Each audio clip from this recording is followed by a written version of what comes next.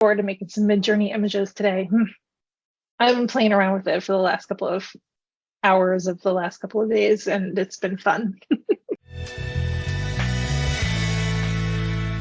I run my own Discord server. It is literally just me and two bots on the server, me and the Midjourney bot and the Insight FaceSwap, which we can also talk about today. I have my image here. You can see me here.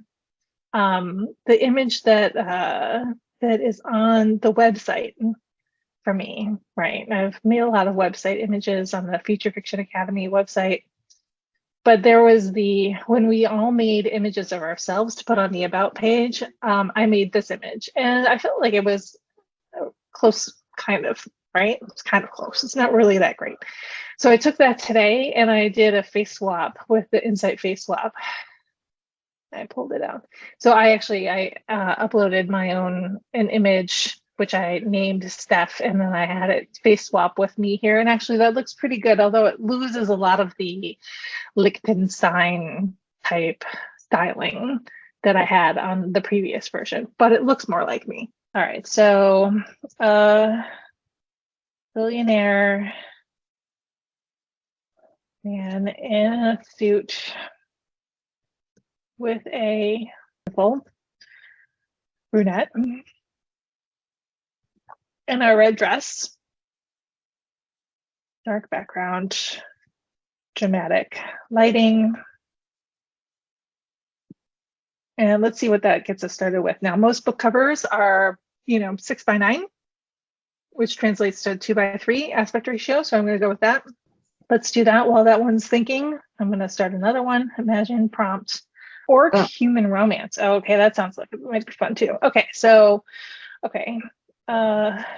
fantasy style work with a gorgeous woman.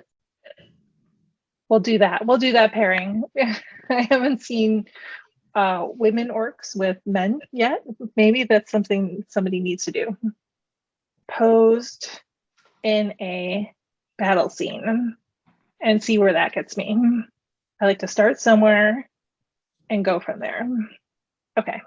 Okay, so the dramatic lighting really gave me some good dramatic lighting here. And since I didn't specify ages or anything, it gave me a pretty wide variety of ages. We've got more of a silver fox type band going on here in the bottom left-hand corner. You like the top right? Let's upscale that one. Actually, I'm gonna hit V3, 1, 2, it's number 2.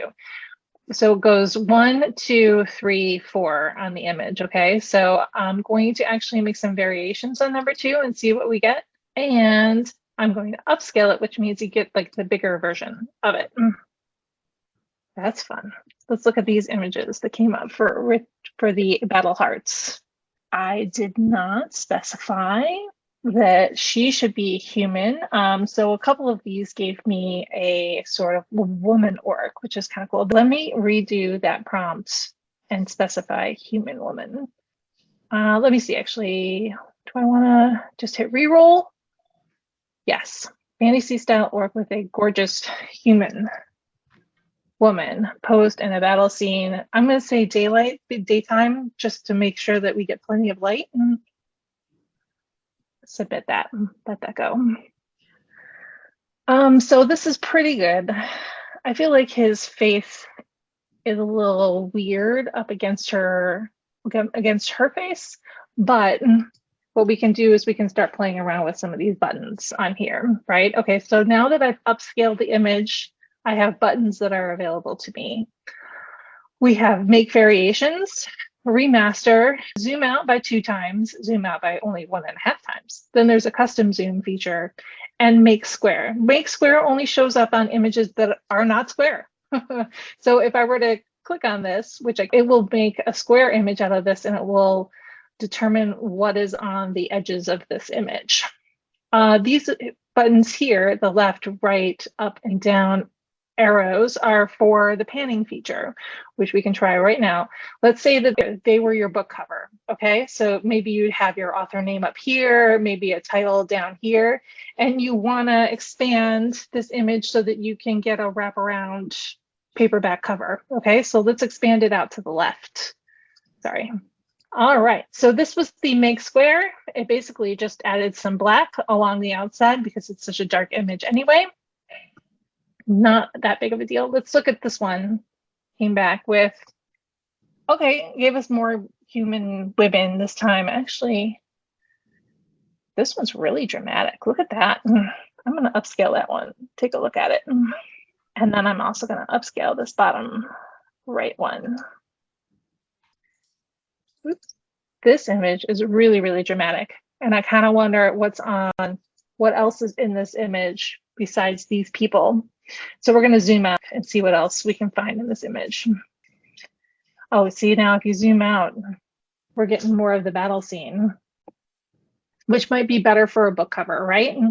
Okay, anyway, so it zoomed out. So, and it gave me some more different backgrounds, right? Like this background here is a little bit different than this background and this background and this background.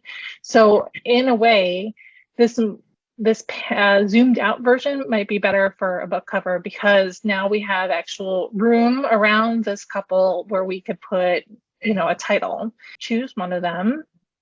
I'm going to choose number 3. It's going to pop up right here.